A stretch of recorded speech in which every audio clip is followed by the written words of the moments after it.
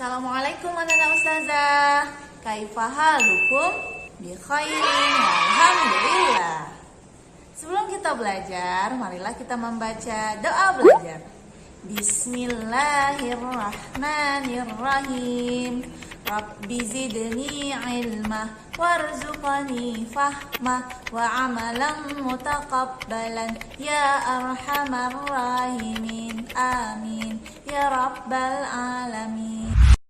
Kembali lagi bersama Ustazah Dila. Hari ini kita akan belajar pelajaran tematik.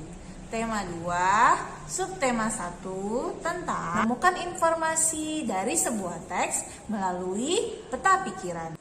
Ustazah, kami belum semangat belajar. Oke, supaya semangat kita akan main games atau ice breaking. Jadi gamesnya seperti ini. Kalau Ustazah bilang pagi, anak Ustazah tepuk sekali. Kalau Ustazah bilang siang, anak Ustazah tepuknya 2 kali.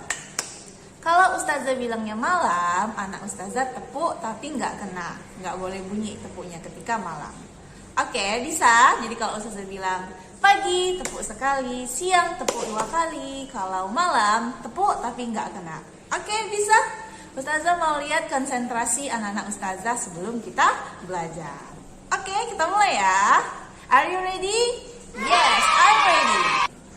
Pagi, siang, pagi, siang, siang, malam.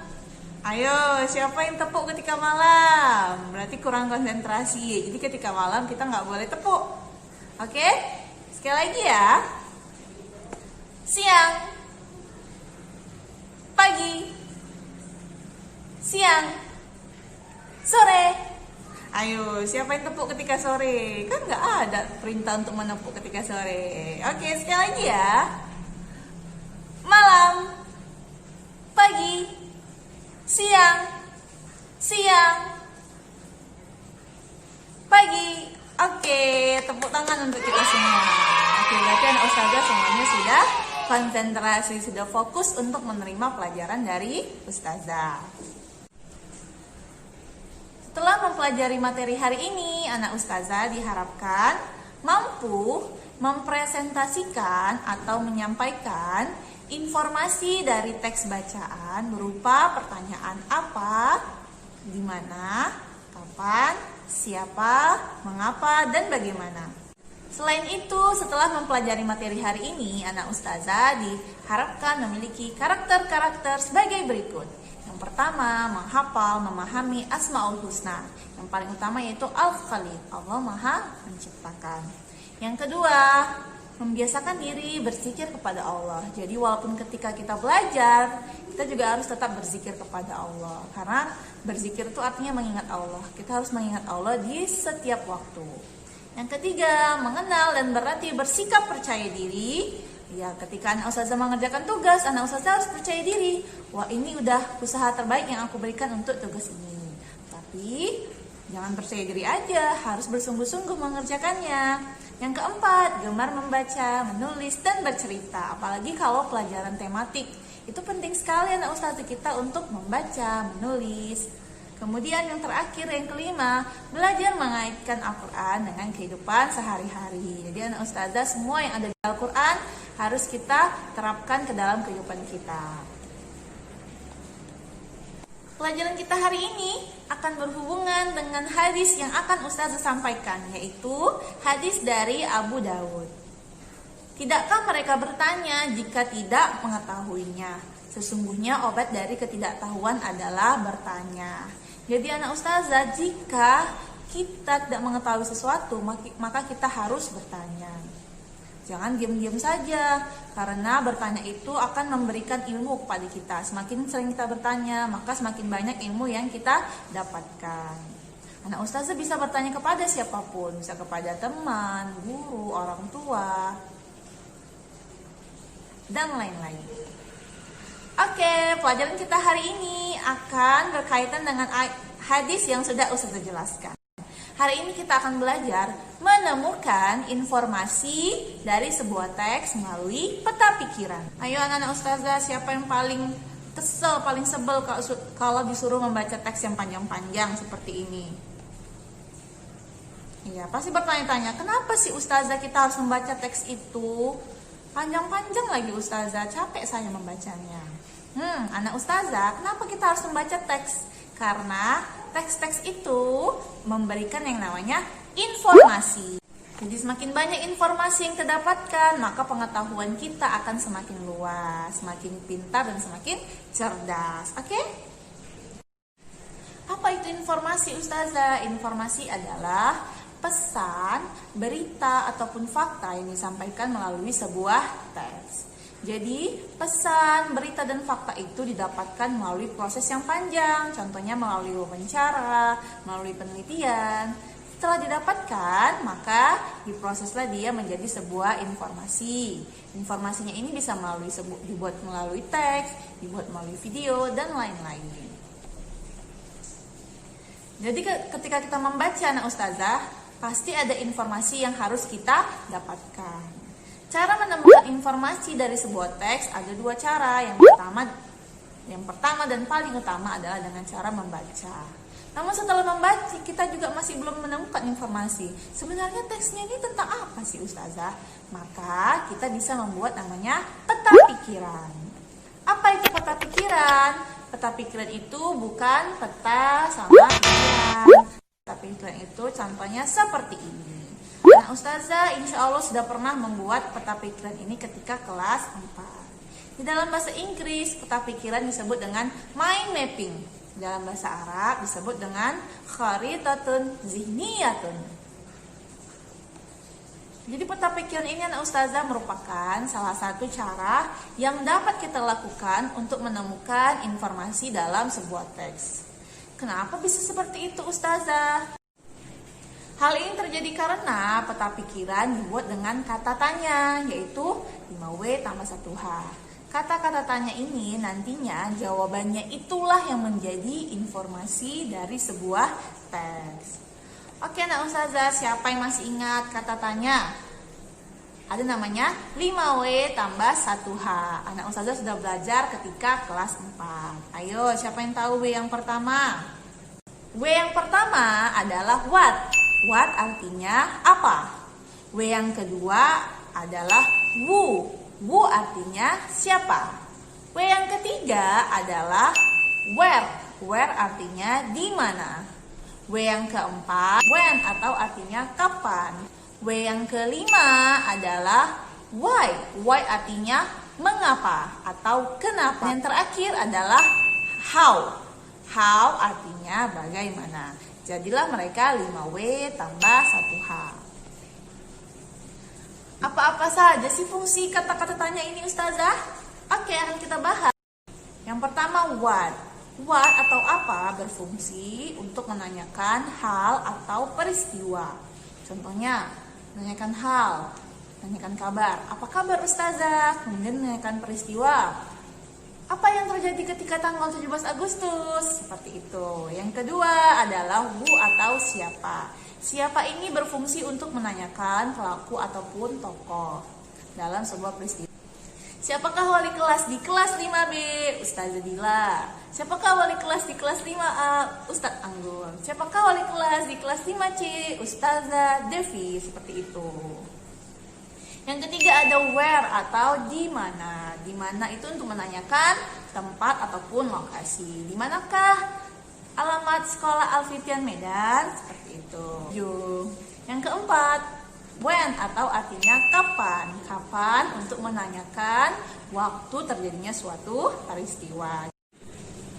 Contohnya, kapankah kita mulai belajar di sekolah lagi? Nah, seperti itu. Kapankah sekolah Alfitian dibangun? Seperti itu. Yang kelima ada why atau mengapa atau kenapa.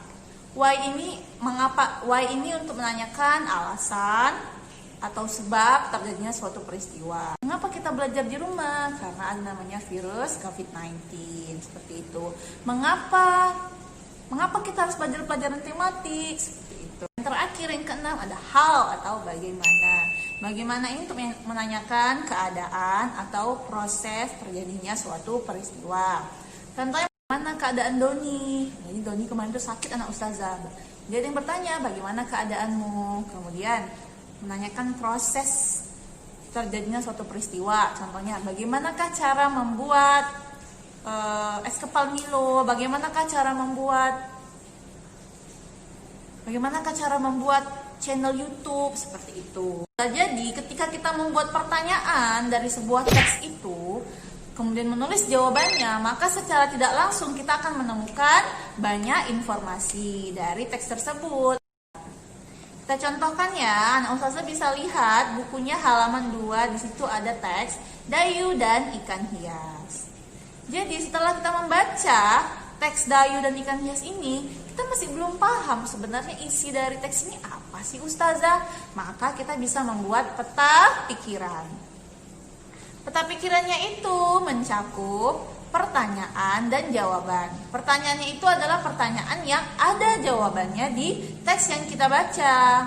Anak ustazah bisa lihat di layar. Di sini ustazah sudah buat peta pikiran menggunakan pertanyaan 5W tambah 1H. Contohnya yang pertama, ini tengah, anak ustazah jangan lupa ya buat judul dari teksnya. Kemudian buat tanda panah. Contohnya kita buat 5W tambah 1H, berarti kan ada 6 pertanyaan. Berarti kita buat 6 tanda panah. Tanda panah yang pertama di sini ada pertanyaannya, apakah jenis ikan mas yang dipelihara Dayu? Jawabannya ikan mas koki.